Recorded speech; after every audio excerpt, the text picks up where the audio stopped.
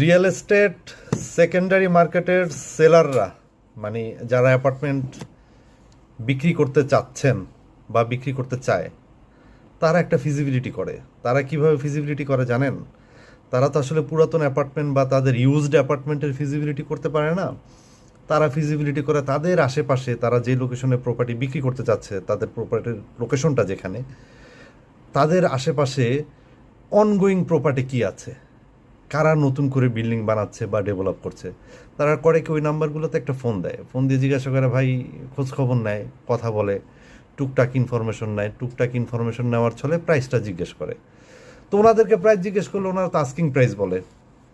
Like প্রপার্টিটা বিক্রি যদি করবে মানে 10,000 টাকা, আস্কিং তো একটা কোম্পানি 15,000 20,000 টাকাও চাইতে পারে, 12,000 টাকাও চাইতে পারে, আস্কিং প্রাইস করে। তো ওনাদের আস্কিং প্রাইস, ডেভেলপারের আস্কিং প্রাইসটাই উনি মনে করে ওনার সেলিং প্রাইস। তারপর উনি আবার